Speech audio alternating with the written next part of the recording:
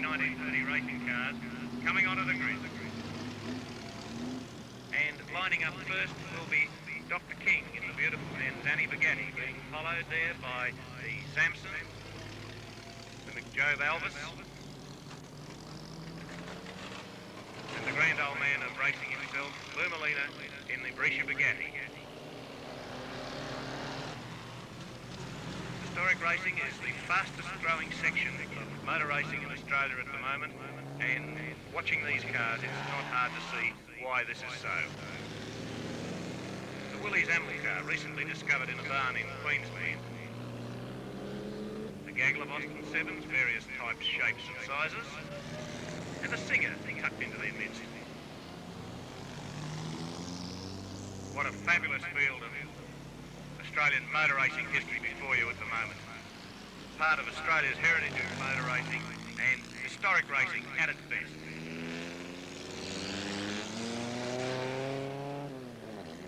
Well, we meet a lot of old friends, you know, from years gone by, and most of them, the old boys that used to race, have got a historic car of some sort or other. Some have got a little Austin or an MG or a Lola or something like that. What is it, do you think, about the cars that attracts you so strongly?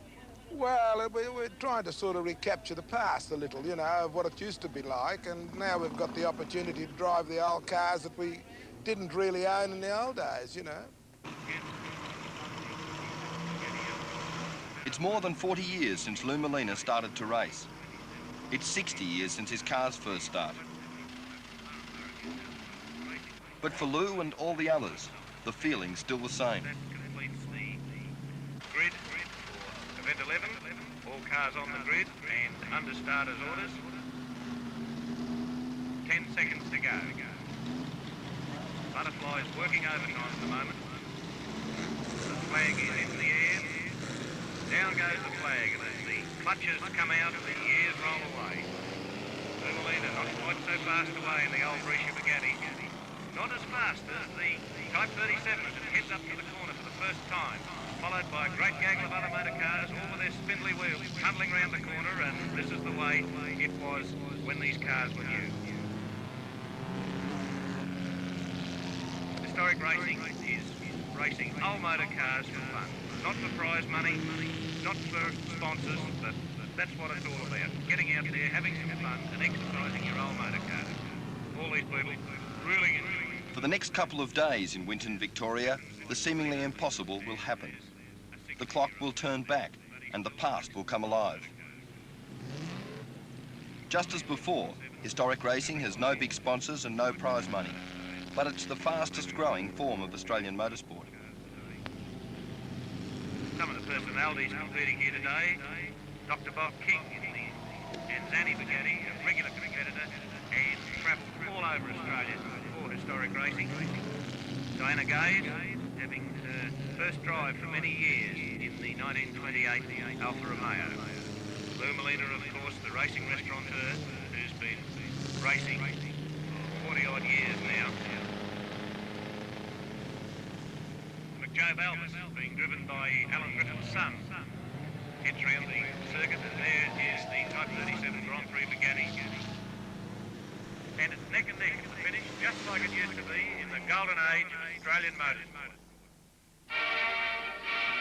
And a crowd of 500,000 has flocked to Albert Park for the 1956 Australian Grand Prix. Drivers from around the world have come to do battle with the local lads. 2 minutes to go, and there's a flurry of activity on the starting grid. Stan Jones' son, Alan, gives his father a good luck hug. The huge crowd has claimed every possible vantage point at the start. And they're away for 80 laps in the 3 1/8 mile circuit located right in the heart of Melbourne.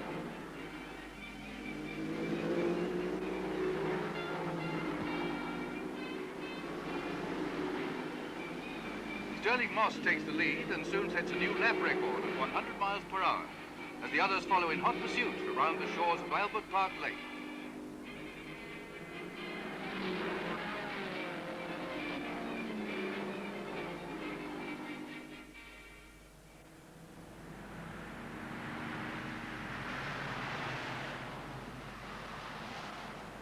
"20 years after the crowds last came to cheer their heroes, the circuit has become a suburban road, and cars of the era like the Jaguar XK150 try to keep to the speed limit. Yeah, this was the Albert Park Lake racecourse, and of course today the road here is much wider than what it was. In the days we raced here, the road was only half as wide as this. And on the side of the golf course here, there was a hawser all the way along with short posts, and the crowd used to be right up against it. And when we were coming around these corners here, which sometimes would be up to speeds of 130 miles an hour, you'd only be about 3 or 4 or even 5 feet away from them. It was terribly dangerous, really.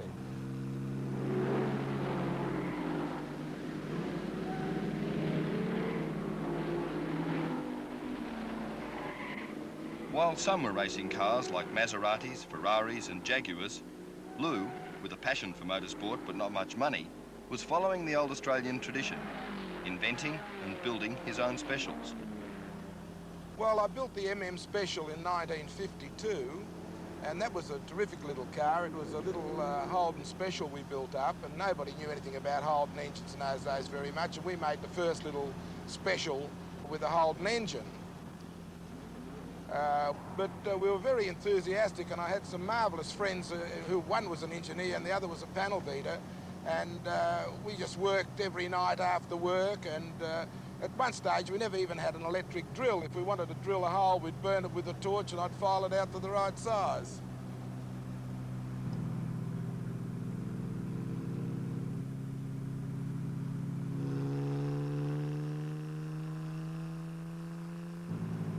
This was called a straight, which isn't a straight. Actually, it's got 2 sweeping bends through it. And when you're in a very, very fast car, actually you drift through these corners. In the Monza, we'd be doing close to 150 miles an hour. Frightening. Yes.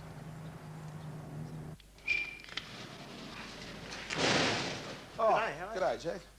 Been here long? Oh, not that long. Just I see. done check those Got it all, tappets. got it all finished, have you? All seems pretty Yeah, right. Yeah. righto. Then I'll start it up and you can work on that other engine. Yeah, We're taking the spare one, aren't we? Yeah, give us a run and you give it a run Righto up and then. Okay, I'll go back no to what I worries. was doing. Over the years, Lou's collected a whole stable of great old cars of motorsport. Many were bought for very little as boxes of rusting parts. He and mates like Jack Mays have patiently coaxed them back to life.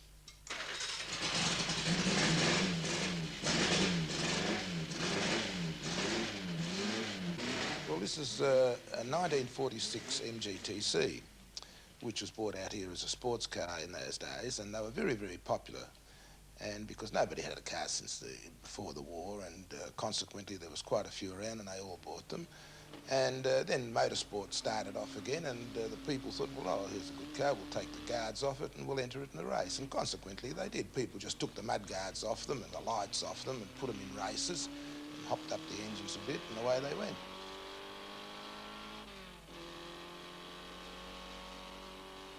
In the 1940s and early 50s, the MGTC was the car to beat.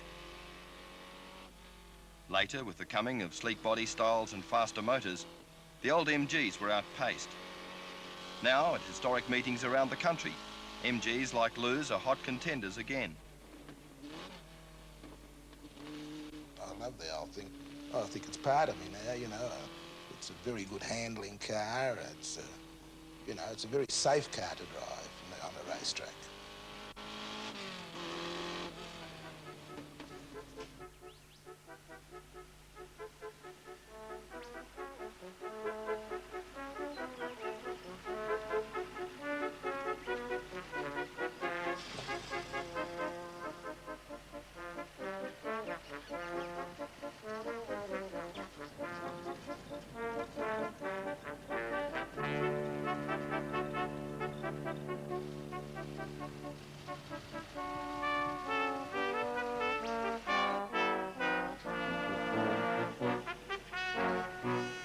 Early this century, in the wake of the Model T Ford, cars like Lou's Itala helped open up the country. But it wasn't till the great rallying era after the Second World War that cars, in their efforts to go just about anywhere, really captured Australia's imagination. It was about 1946, I think, was the first rally I went in seriously. Was with an old Delage I had. And I took my wife and a couple of friends. We thought it was going to be a picnic, and goodness me, we were bogged to the axles at times and all sorts of things. And my wife swore she'd never come to another rally with me.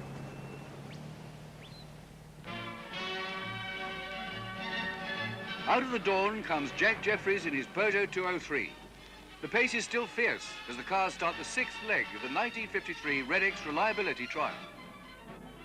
Stand by for ruts, rocks, stumps, creek beds, washaways, and that all-penetrating, ever-present dust.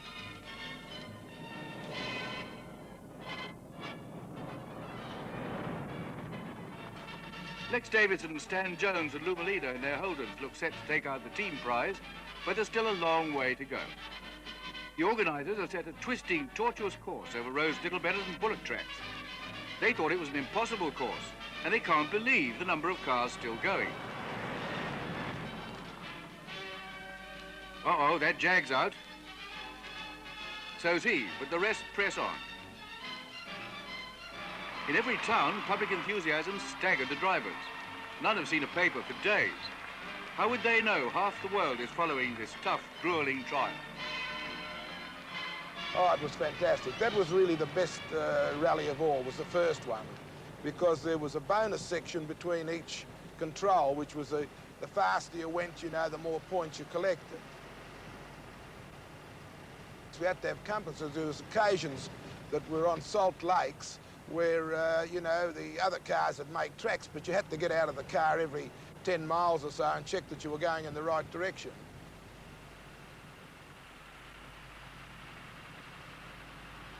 Lou's soon to go rallying again.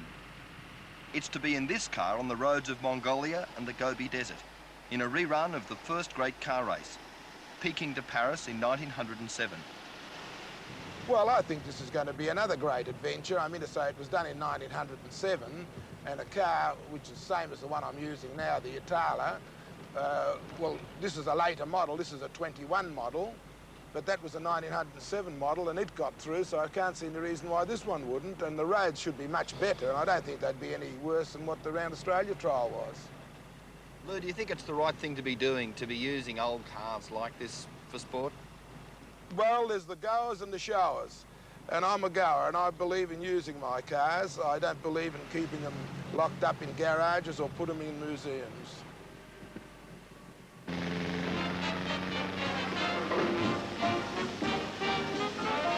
When I bought this car, it was in 8 or 10 kerosene tin boxes full of pieces.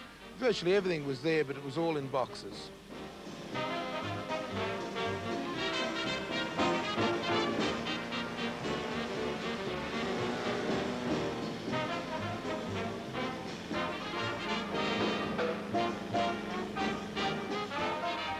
Bugatti's a 1924 model Brescia Bugatti. It is an old racing car which they used for Grand Prix in the early 20s.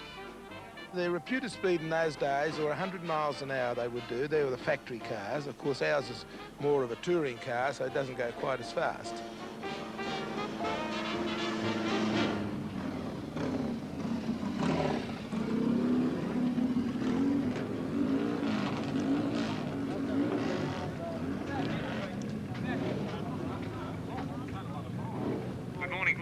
Welcome to the 5th Historic Conference.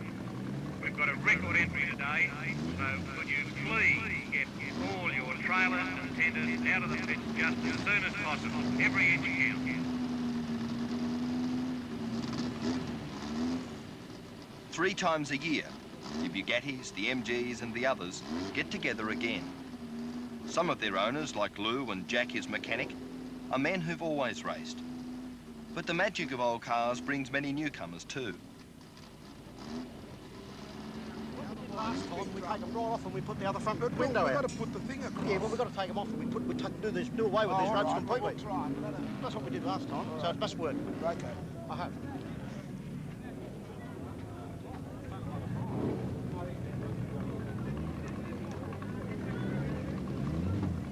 Drivers, to remind you that scrutineering is now on, and the sooner you get down, get your car scrutineered, the sooner you'll get out onto the track for practice. And it's nice to see Nasty Norm back here in Queensland.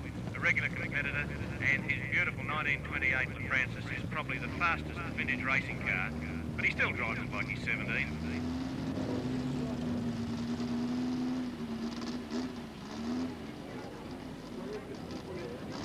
Slowest cars here today are the Austin 7s, but they are beautifully prepared and in absolutely mint condition. This beautiful little chummy, absolutely pristine.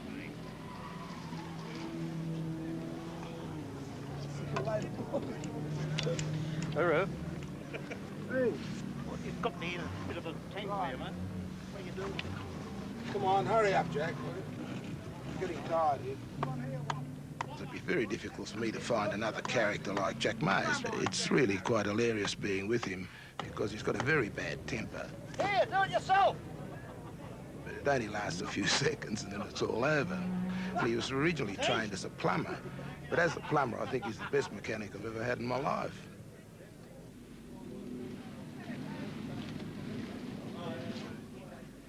Drivers, remember you can't practice until you've been screwed in ears, so hurry up and get down into the screw steering bay so you can get out on the circuit. No, that's all right. Your wheel will fall off. Oh, right. Is that right?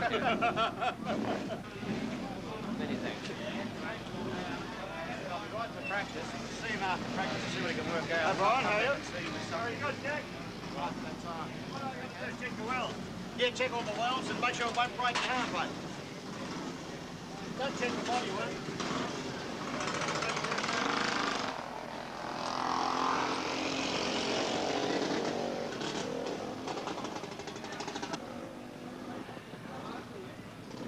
What's this, Jack? Basically safety or what? Yeah, it's mainly that. Just check the car for safety reasons, safety features, make sure nothing's fallen off, and you know, general make sure the car's in good and safe condition to run on the track. How important is it that it's like it was originally? In this sort of class, not really. It's got to have basically look the same, and outwardly look, you do what you like internally. You put a lot of work into the safety side of it? Oh yeah, we've done a lot of things. Better brakes and better suspension system. Oh, okay.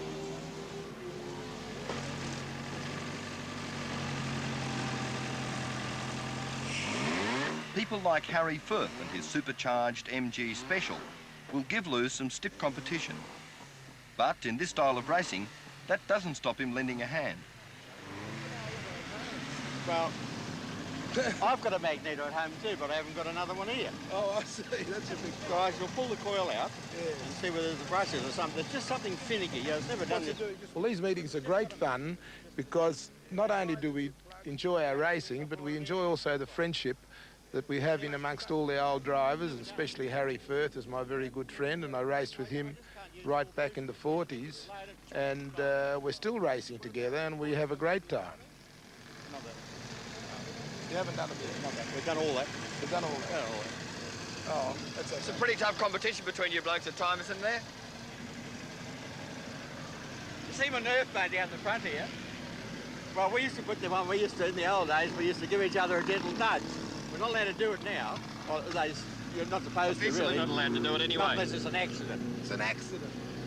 Yeah, Gets a bit serious though, doesn't it? Oh, it's a very serious Oh, well, business. yeah, well, of course, we're trying. We're not the showers, we're the goers. Well, a lot of people run in this just for, you know, racing driver for the day, old boy and all this sort of stuff. But to us, it's still a serious business. Feeling still the same. Oh, yeah. You know, it's always the same. Always has been the same. Who do you think's going to win this weekend out of you two? I mean, Oh, I don't know. if I can get the miss out. What do you think, Lou? Well, If I've got the miss in there, it'll be a good go. Harry generally beats me, but we'll see what happens. Practice is now underway for the post-war sports and racing cars, and there'll be a couple of laps to warm up the engine and transmission tyres. And How's he going, Jack? Oh, so far, just the first lap on the Chesky times yet. What's he like as a driver? Oh, fairly good. I think he's all right. the rest of the PC. Actually, I think getting better as he gets older. Digging and tagging their way around the circuit and around each other as they sort their lines out. More modern cars, of course, a lot more sophisticated. And doesn't need Everyone in historic racing says they're there for fun. But on the other hand, they'd all love to win. And even practice sessions can get very serious.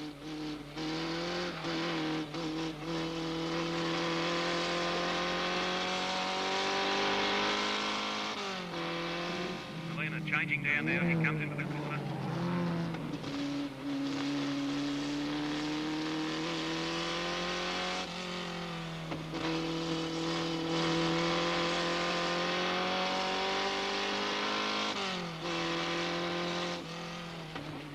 And moving up onto the tail of his old adversary, Harry Fern, in the supercharged DC. Oh, there goes Molina. He's lost it already. Bet his moustache will be bristling by the time he gets back on the circuit after this. Looks a lot more slippery than yesterday. No, it's better. It is, you've not going as quick. Don't I? Harry's not gaining on you, so it must be going all right. What do I do today? 17.2 was the best I got, John. We've got a traffic to go through, though. Yeah, well, I had traffic. Geez, Yeah. I passed nearly every car. Well, I say it on the must be circuit. pretty right. The times are not really an indication because No. Harry's not getting... You're actually pulling away from him a little bit each time. So it must be going all right. Looks... But Harry's got trouble, though, hasn't he? Well, I think he's fixed all that. He's fixed it, has he? Yeah. That looks pretty right, I think. Well, it was, you know, I must have passed, what, 17 or 18 No, cars? Yeah. All those were in front of you went past, plus Yeah. a couple of tail enders you caught up with. That's right, yeah. Yeah.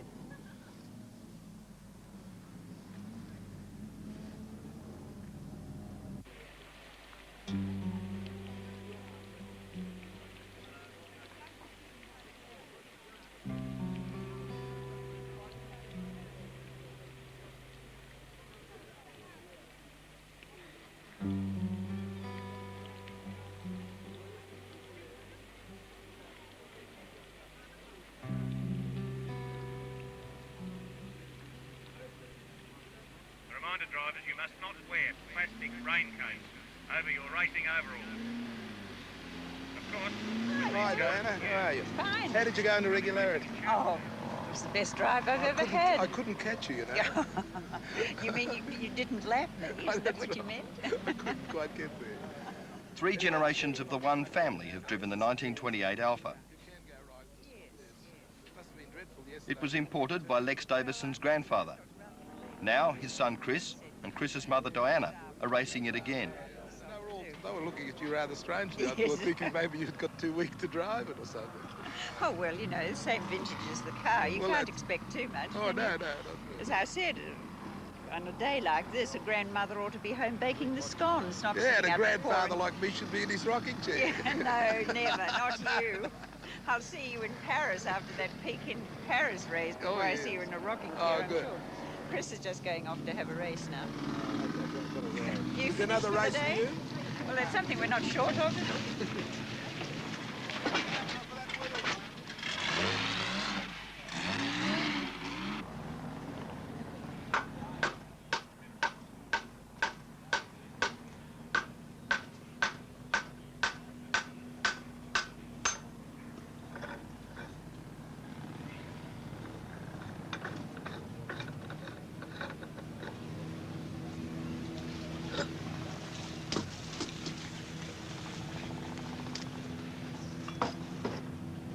Jack, what are the other wheels for? Oh, just in the wet weather, the narrower the tread section, the better the grip you get with the, you know, the wider tyres aquapine in the water, and these ones don't, or not as much. And it makes it a lot safer, and also I got faster around the corners.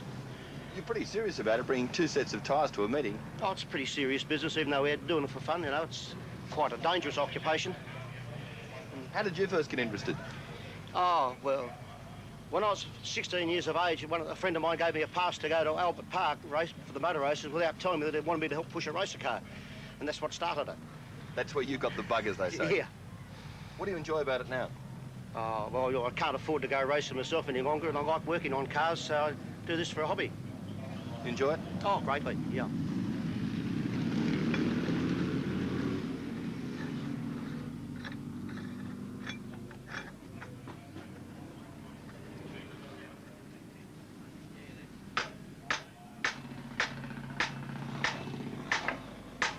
And that's actually what did start it. It's a pretty hard way, though, you know, on a day like this to be out here in the rain and everything else. No, well, what's the matter? Still enjoy it. Ben 16, 3 1961 racing sports cars. And on pole position is Rob Butcher from South Australia in the Lotus Formula Junior. Beside him in car 2. Well, I usually psych myself up as I'm sitting on the line.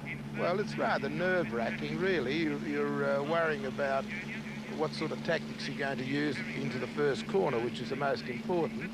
If you can get there first, and you know, you've got a good chance then of holding them off. 3, 2, 1. They're on. Molina making a good start.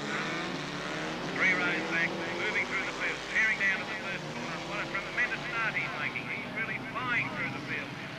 Down to the first corner of the car stream. It's a very, very full field, and already he's up with Rob Butcher in the Lotus 18. The older than you, really having a ding-dong. He's up beside him now. In fact, he's ahead of him into the second corner, but round the outside goes the Lola.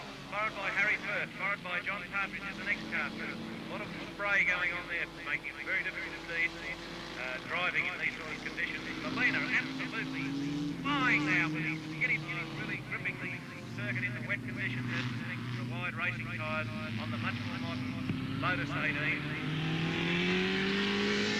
Now starting to string out, but the conditions still very, very wet and slippery indeed. Molina taking a wide line through the corner. There's a lot can be said for Lou Molina and the others. But above all, their love of old cars is keeping alive some of the good times from an era now gone. And the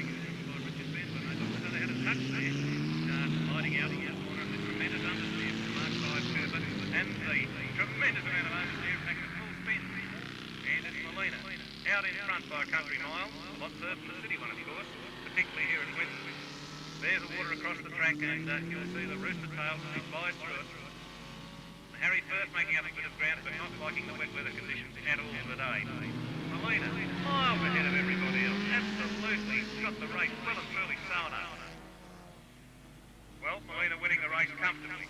On this occasion, beats Harry Firth, and he wins the men's 16 and take home the trophy.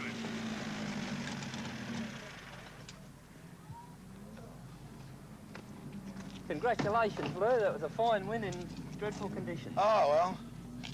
I'd like you to accept this trophy on behalf of Ashburn Service Station. Oh, good. Thank you very much. Also, a bottle of fine vintage wine from Oh, that'll be lovely. I'm It'll sure keep you'll us warm. appreciate that. Also, And a book from Mr. Blandon. Ah, how very John nice. Blandon, Hang on a minute. Australian Grand Prix. That's poetic justice. Also, you can do an oil change. Oh, yeah, I need some on the Enron back. oil. Thanks very much. Yeah, hang on, boys. Hang on some of this stuff. Okay, thank you. Right. You were close, Harry, but I was just taking it easy because I didn't want to make a mistake. Bad luck, Harry. Bad luck.